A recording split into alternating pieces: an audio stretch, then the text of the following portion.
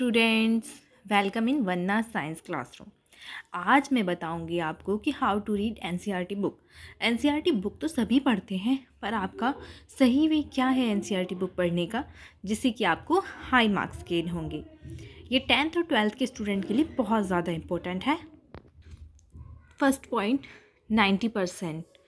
अगर आपने एनसीईआरटी अच्छे से पढ़ ली तो आपके 90% सिलेबस कवर हो जाता है और आपको और कहीं से पढ़ने की ज़रूरत नहीं होती। एनसीईआरटी बुक सबसे ज़्यादा साइंस और एसएसटी के लिए इम्पोर्टेंट है, क्योंकि ज़्यादातर जो क्वेश्चंस बनते हैं वो एसएसटी और साइंस के एनसीईआरटी से ही बनते हैं, एक्सेप्ट मैथ को छोड़कर। क्योंकि मैथ में क्या होता है, आपको कोई भी एग्जाम्पल दे सकते हैं, वैल्यू चेंज कर सकते हैं, इसलिए ज़रूरी नहीं है कि मैथ में वही एनसीईआरटी वाले ही एक्सरसाइज या क्वेश्चंस आएँ।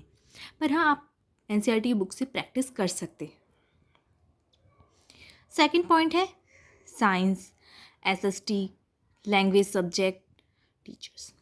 तो साइंस एसएसटी में सबसे ज़्यादा कंटेंट ऐसा होता है जो एनसीईआरटी से ही आता है। अगर आप अच्छे से पॉइंट टू पॉइंट एनसीईआरटी को पढ़ेंगे तो साइंस और एसएसटी में आपके मार्क्स कहीं नहीं जाएंगे। पर जो लैंग्वेज सब्जेक्ट होती हैं उसमें जैसा आपका टीचर पढ़ा रहा है आप उसको अच्छे से कवर कीजिए।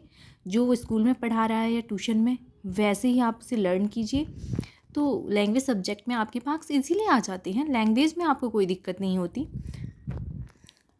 एनसीईआरटी बुक आपको कब पढ़नी चाहिए? After lecture.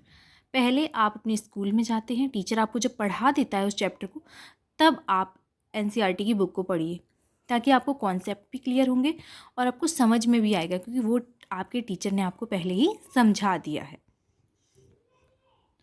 अब आपके दिमाग में क्वेश्चन आता है, हाउ, हम कैसे पढ़ें एनसीईआरटी बुक को? सिर्फ रीडिंग लगा लें? नहीं, रीडिंग लगाने से कुछ नहीं होगा। सबसे पहले जब भी आप एनसीईआरटी बुक को पढ़ें तो आपके माइंड में 3 क्वेश्चंस आने चाहिए। What, why and how. क्या, क्यों और कैसे। ये चीज़ क्या है, क्यों आई है, कैसे हो रहा है। यहाँ पर आपको मैं एक एग्जांपल भी दूंगी।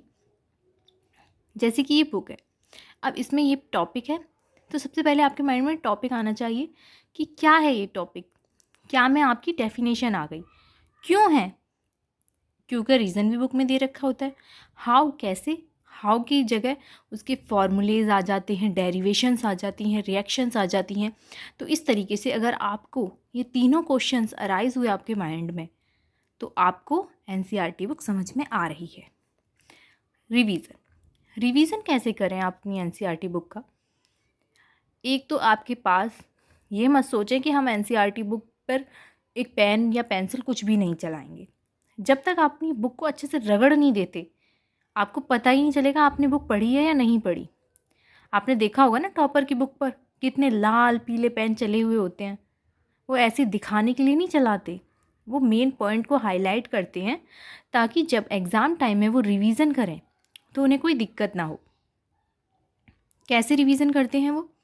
अगर कोई टॉपिक है आपके पास, पॉलिनेशन, तो उसके साइड में थोड़ी सी जगह होती, स्पेस होता है ना, वो वहीं पर उसकी डेफिनेशन लिख देते हैं, टाइप भी वहीं पर लिख देते हैं। जब रिवीजन का टाइम आता है वो पॉइंट देखेंगे, साइड में आपको क्लियर दिख जाएगा इसकी डेफिनेशन ये है। अच्छा, ये 2 टाइप के होते हैं, ऐसे होता है बस।